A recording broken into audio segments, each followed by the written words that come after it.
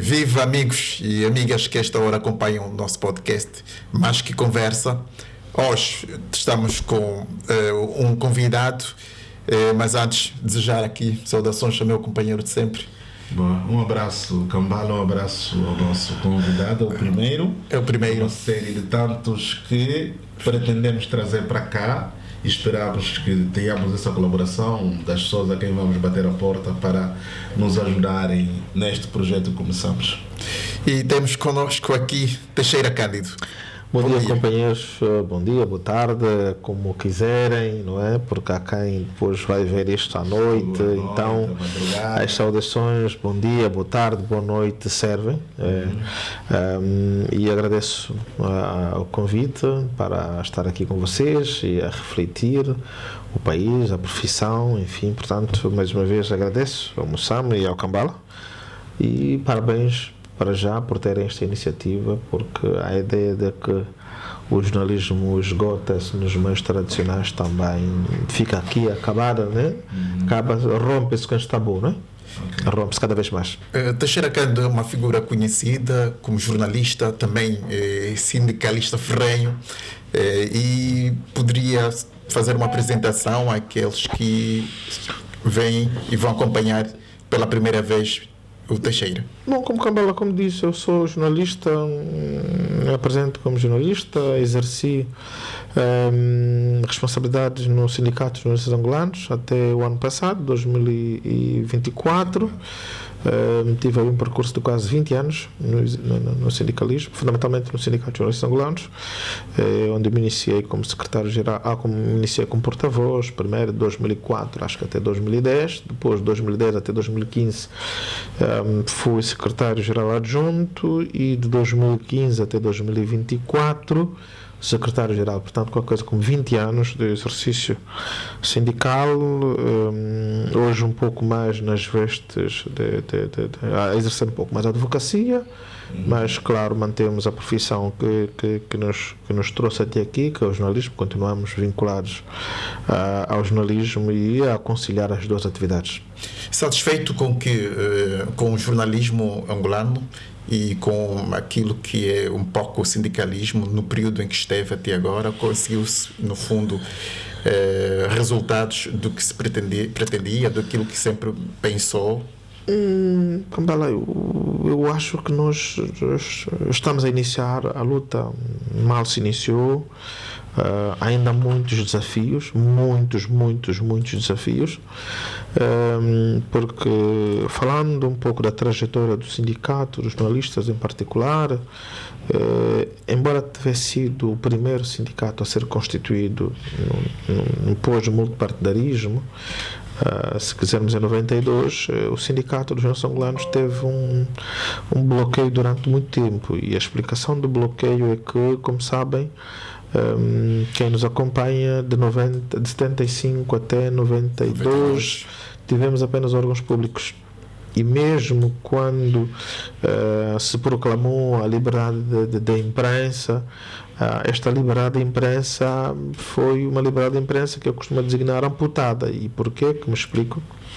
Amputada porque, por exemplo, a televisão continua a ser monopólio do Estado. Portanto, até 2006... Com o surgimento da TV Zim, 2006 a TPA, não, formalmente, portanto, em termos legais, a TPA, quer dizer, a televisão ainda era monopólio do Estado. Apesar de nós termos uma lei que dizia que havia liberdade de imprensa e que a lei era contra o monopólio, tínhamos depois a própria lei a consagrar o monopólio a favor do Estado, no caso da televisão. No caso da rádio, não havia uma espécie de monopólio, mas o processo de licenciamento era tão opaco que as primeiras 4 rádios que vão surgir na Angola multipartidária ou na Angola pluripartidária são também rádios sob o controle do governo, do partido, porque foi o partido quem as criou. E aqui, quando falamos do partido MPLA, quem as criou... Está a falar de que rádios? Estamos a falar da LAC, estamos a falar de Luanda Antena Comercial, estamos a falar da Rádio Morena, estamos a falar de 2000, estamos a falar de Cabinda, comercial em Cabinda, sim, Rádio 2000 no Lubango, a Rádio Comercial em Cabinda, a Rádio Morena em Benguela e Luanda Antena Comercial LAC. Havia uma quinta que não saiu do papel, que era o AMBO. Sim, havia a previsão eram para 5 rádios, o AMBO também, mas a do AMBO não saiu do papel. Então, portanto, essas 4 rádios surgiram, é verdade, temos que dizer que surgiram e fizeram jornalismo, um jornalismo plural, que não deve rigorosamente a ninguém, fizeram, a LAC em particular, e aquela de que nós podemos falar com alguma propriedade um pouco mais, porque acompanhamos aqui, porque estamos em Luanda. A LAC sim, a LAC nos seus primeiros anos de existência, ou pelo menos ao longo dos seus anos de existência, sempre fez um jornalismo equilibrado, com exceção aí de um período, às vezes, aqueles períodos eleitorais, no período eleitoral, quando depois, não é? Tem aí um apagão de memória. Não invisível. Exatamente, tem sim, de resto, baixam os níveis. Sim. De resto, sim, a LAC tem sido referência de um jornalismo muito correto, muito plural, muito aberto, e então, desse ponto de vista, então dizia Kambala, mesmo com o surgimento dessas 4 rádios, continuamos a ter apenas como os principais órgãos de comunicação social privados, os órgãos públicos, e constituir núcleos sindicais nestes órgãos públicos não era fácil. Não era possível. Não era possível. Haviam simplesmente orientação para não permitir que se constituíssem núcleos nestes órgãos de comunicação social públicos, que eram os maiores, que eram aqueles que concentravam a maior parte dos jornalistas, de Cabinda ao Cunene. E então, olha, a atuação do sindicato ficou muito condicionada, para além de que, formalmente, a publicação do seu Estatuto em Diário da República demorou qualquer coisa como 27, 28 anos. Só em 2018 é que o Estatuto foi publicado em Diário da República. 2018.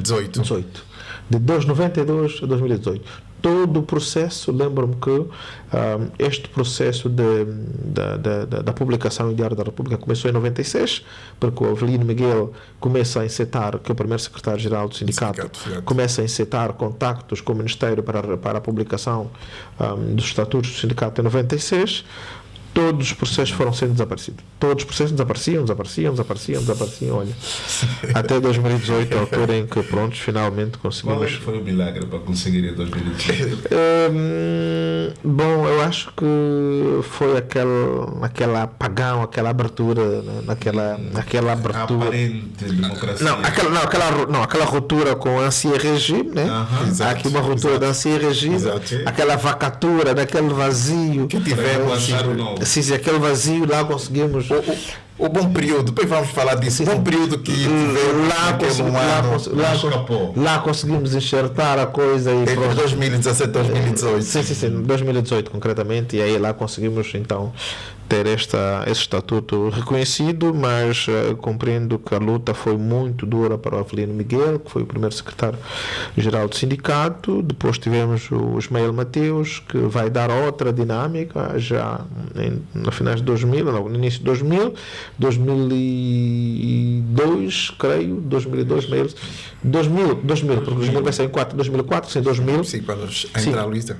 Em 2000, sim, o Ismael deu aí de facto ajudou muito, estruturou o sindicato em termos de infraestruturas, constituiu núcleos, estendeu o sindicato a nível nacional, constituíram-se definitivamente os secretariados provinciais e pronto, depois tudo o resto foi só já dar continuidade, e o que nós fizemos foi exatamente dar continuidade a uma luta que iniciada por esses veteranos jornalistas, não é? Graça Campos, Aguiar dos Santos, Ramiro Aleixo, Avelino Miguel, Reginaldo Silva, Sara Fialho,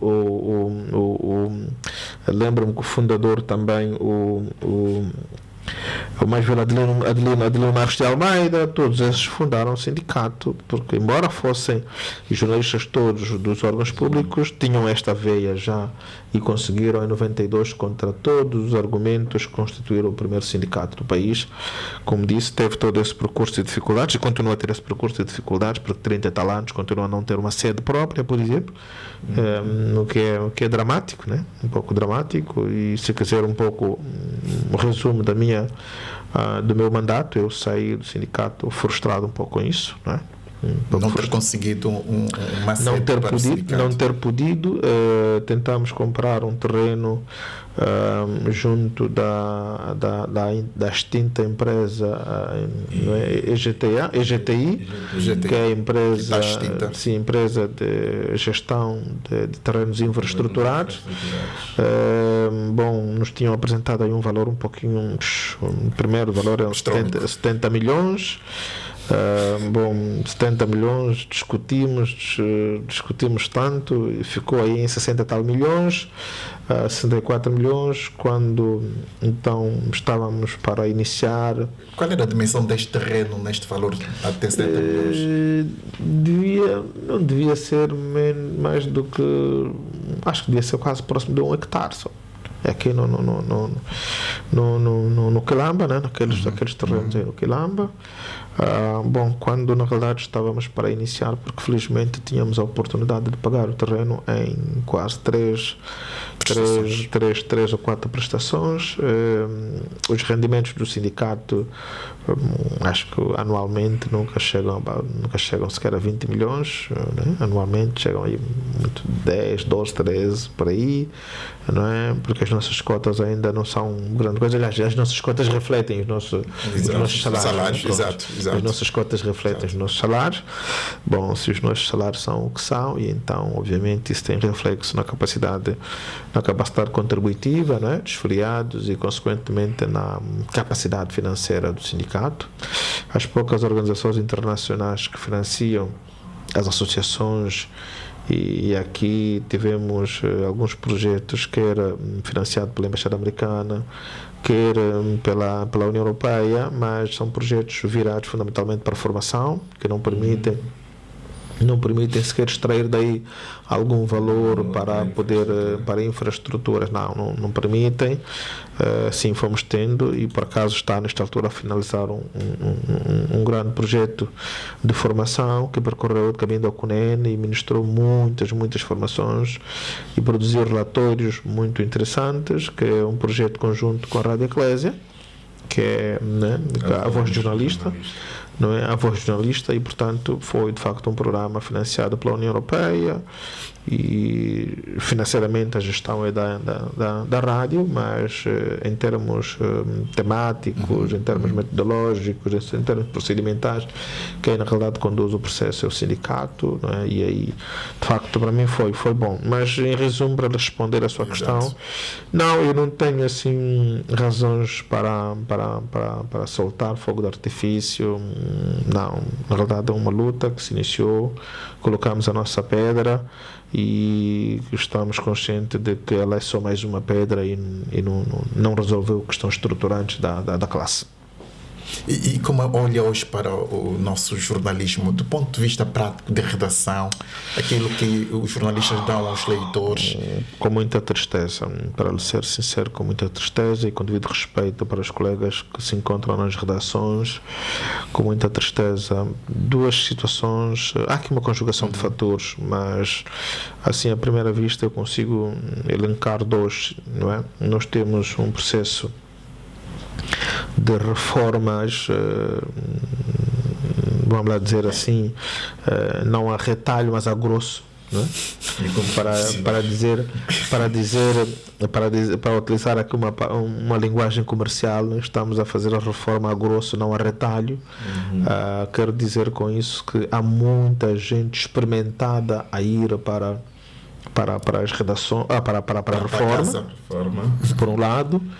Por outro lado, sim, completamente por um lado. Por outro lado, há uma espécie de um desencanto de boa parte de alguns jornalistas que, de facto, amam a profissão e gostariam de exercer um jornalismo mais plural, mais aberto, não é? Um jornalismo condizente exatamente com aquilo que são os cânones da profissão. Estes, eu considero, desiludidos, estão a emigrar para as outras atividades profissionais, não é? Fundamentalmente para a comunicação institucional e para outras áreas, e toda essa situação está a deixar uma orfandade nas redações, e hoje os colegas que seguram o jornalismo nas grandes redações, e aqui quando olho para as grandes redações estou a falar fundamentalmente da mídia pública, é aquela que mais congrega. Estamos aqui a falar de quase, a mídia pública congrega qualquer coisa, emprega qualquer coisa como 5.000 trabalhadores, 5.000 e tal trabalhadores, e então, só para ter uma dimensão de Cabinda Cunene, sim, estamos a falar de Cabinda Cunene, a mídia pública, e aqui quando falamos da mídia pública incluímos também já o Grupo Mídia Nova, né? Sim, o Grupo Mídia Nova, portanto, sim, público. Exatamente, estamos a falar de 5.000 trabalhadores, e aí, olha, isso, as redações hoje estão completamente órfãos de experiência, jornalistas experimentados, órfãos de alguma qualidade, porque sim, temos jovens talentosos, mas o talento no jornalismo não é tudo, não é? Demanda experiência. Não é como no futebol. Não, demanda contactos, porque para eu poder ter matérias exclusivas tenho de ter uma rede de fontes que me permitem, de relações que me permitem ter essa capacidade de ter isso, e isso adquire-se com experiência, porque a relação entre os jornalistas e as fontes constroem-se ao longo do tempo. E então, olha, temos essa questão que está a contribuir para um jornalismo completamente diferenciado do que conhecemos na década de 90 e 2000. Portanto, uma atividade muito diferente, um jornalismo muito menos exigente, um jornalismo muito menos profundo, e um jornalismo que eu diria muito tímido, circunscrito basicamente àquilo que nós designamos como um jornalismo administrativo, né? O jornalismo administrativo é dizer do anúncio das inaugurações, da visita, e do disse falou. Exatamente, o governador fez, o administrador inaugurou, a ministra fez isso, o governo aprovou mais um projeto e vão construir, e o futuro já é notícia, quer dizer, o futuro é notícia, quer dizer, enfim. Mas Teixeira, não é de toda uma situação que as pessoas não conheçam. Aliás, se nós estamos a falar dela é porque ela existe. Pois. E presumo que quem manda no setor, porque é o uso de propósito esse termo mandar, que as pessoas mandam no jornalismo, têm consciência disso. A minha questão é, estão satisfeitos com esse jornalismo ou estarão inocentes de estarem a fazer este mal a uma profissão e à democracia em si?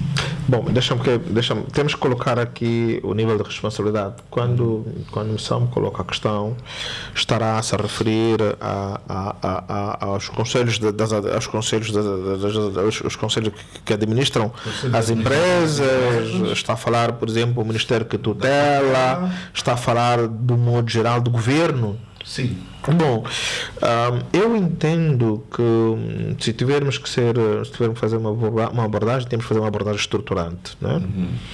O governo, sustentado pelo partido MPLA, tem de facto ainda alguma dificuldade de lidar com as liberdades, não é? E isso é um pouco a história, não é? A história, a gênese, não é? Do próprio partido, né? Que vai gerindo o Estado, né? Esta gênese política, não é?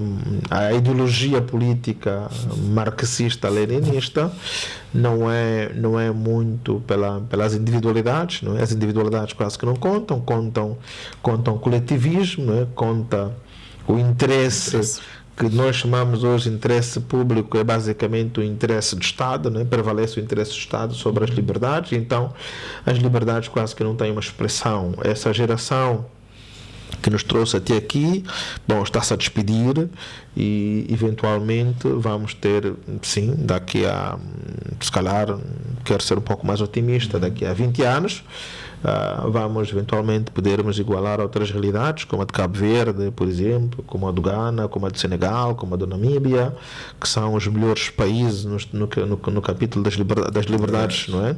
Dizem respeito, sim, eventualmente podemos igualar isso, quando essa geração que proclamou a independência, quando essa geração que tutelou esse país com unhas e, né, com mão de ferro se despedir, por razões naturais, obviamente, não é? Ninguém é eterno. Quando essa geração se despedir por causa natural, não é? Entendo que sim. Sim, entendo que sim. Aí vamos eventualmente poder ter alguma liberdade para poder fazer o jornalismo que a sociedade exige. Então, para responder, sem filosofarmos, há aqui um conjunto de fatores. Quem manda entende que tem de continuar a tutelar a liberdade como sempre o fez, não é? E não tem em vista o contexto, que é muito difícil. Tenho grandes dificuldades de prever, de antever como é que, por exemplo, o governo pode querer tutelar a liberdade da imprensa como fez em 75, não é possível. Como fez na década de 90 também não é possível, porque perdeu este monopólio, não é? Perdeu este monopólio, porquê? Porque hoje estamos aqui, não precisamos de um órgão convencional para expressar as nossas opiniões, não é? Sobre jornalismo, sobre o país, e desse ponto de vista, portanto, há aqui uma concorrência muito forte que vai acabar por alterar esta capacidade que o governo tinha, por exemplo, de cercear liberdades, de tutelar as liberdades, esta capacidade de determinar a dimensão da liberdade está a escapar a todos. Não há nenhum governo no mundo capaz hoje de tutelar as liberdades como se fazia antes do advento da internet, antes do advento das redes sociais, do resto hoje não há. Talvez a Coreia do Norte.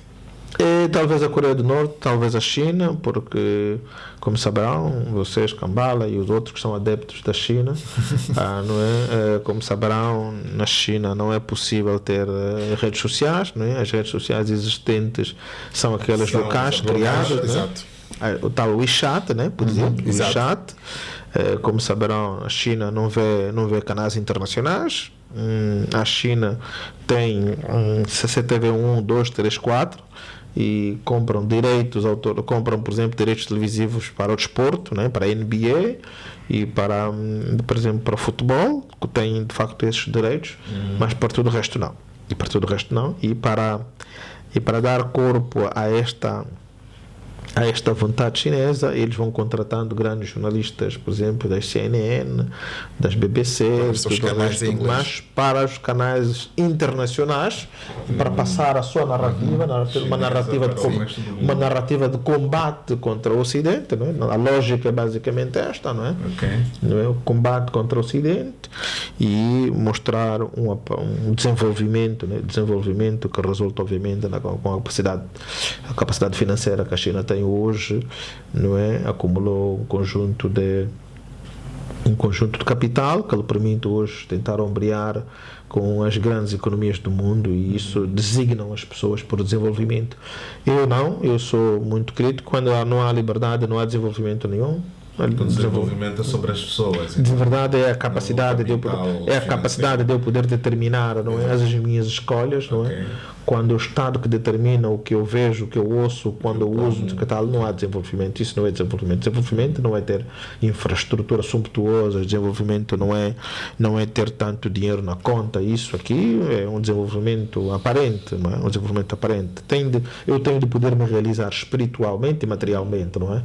Quando resumimos o desenvolvimento à questão material, pronto, está logo visto, não é? Está logo visto. Então podemos dizer, para os que criticam os jornalistas e o jornalismo atual da Angola, alto ali, meus senhores, esperemos que a divina providência e dialética da vida leve os que são autores desse projeto para que surja um novo. Sim, na realidade tem de haver uma perestroika natural tem de haver uma perestroika natural. Tem que buscar o Gorbachev.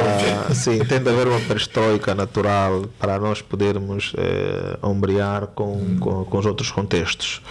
Não estou a eximir os jornalistas de alguma responsabilidade, porque nós não somos mecânicos, não é?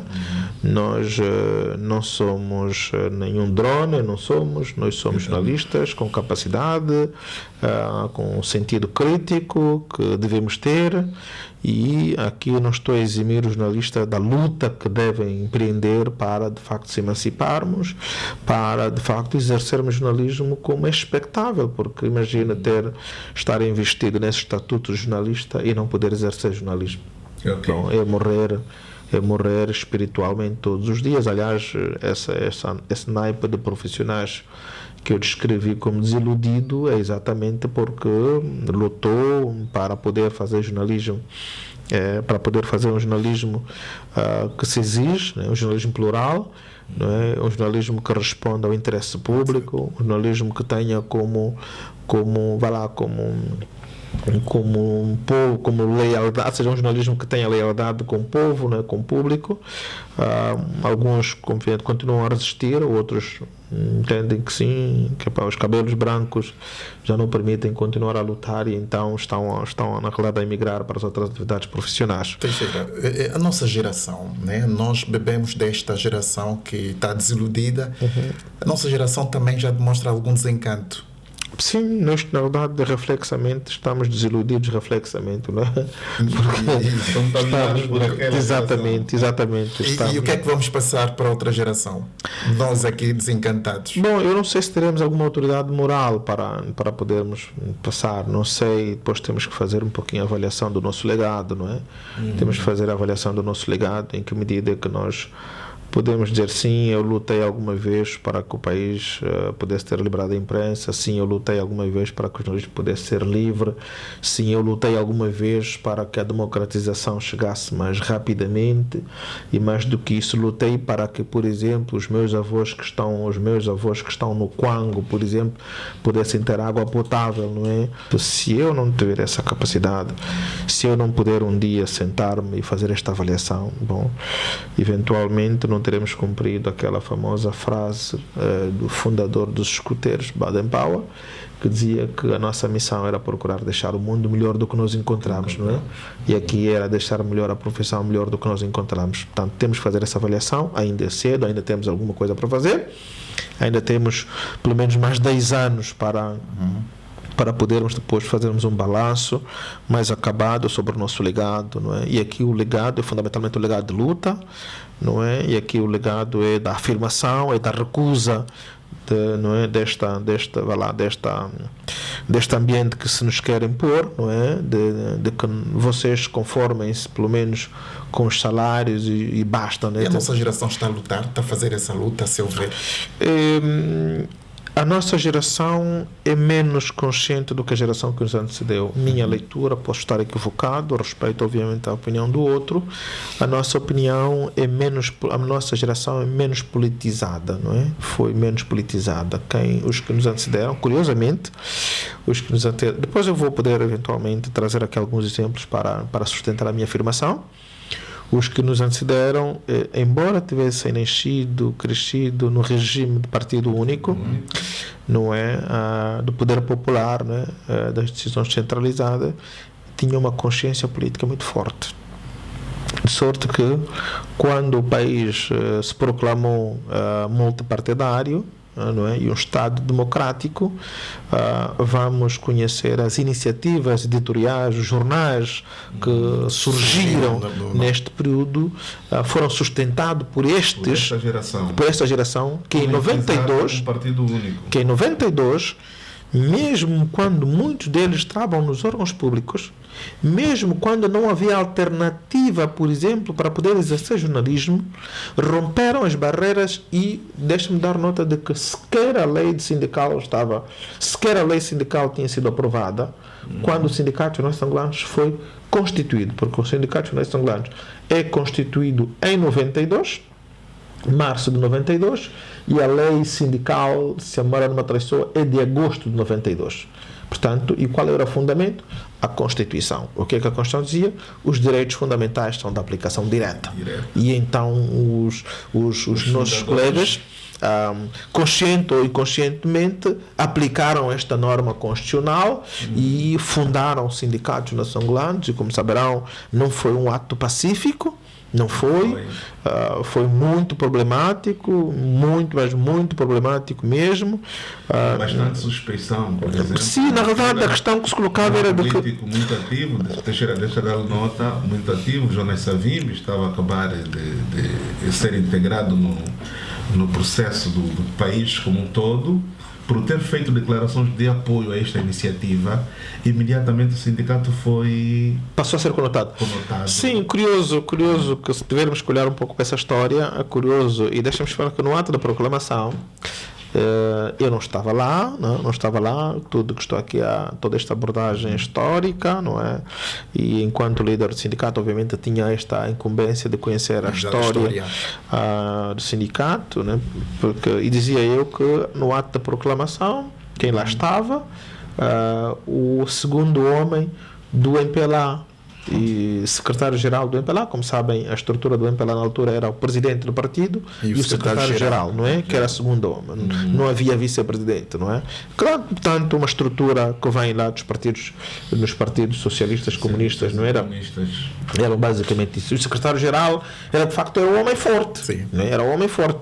Chegava basicamente a ser quase que o segundo homem do país. Né? Segundo a ser o homem do país. O partido mandava em tudo. O partido mandava, era partido-Estado, não é? Era o partido-Estado, não é? Tudo era sempre com base, não é? A esfera do poder estava no partido, depois é que estava no Estado, não é? Porque, inclusive, os ministros tinham que passar sempre no crivo do partido, só depois é que podiam, se o partido se opusesse à nomeação, à designação de alguém, portanto, o presidente estava impedido, estava quase que limitado a nomear. Então, o partido tinha esta preponderância e quem lá esteve no ato da proclamação do sindicato era o secretário-geral do MPLA, na altura o Dr. Marcolino Moco, e que o MPLA, convenhamos, também apoiou materialmente. O MPLA apoiou materialmente a construção do sindicato. Assim como a UNITA também apoiou materialmente a construção do sindicato. Por quê? Porque o sindicato, os membros pediram apoio de todas as esferas, partidárias ou não, pediram para a construção do sindicato. E deixa-me dar nota que esta geração contra todos os riscos daquele contexto, um contexto muito fechado, constituiu o sindicato. E depois, não satisfeito com isso, essa geração vai encetar então o grande boom que a imprensa vai ter no nosso país, que é dada basicamente com jornais. E quem são? Lá estão eles. Aguiar dos Santos, William Toné,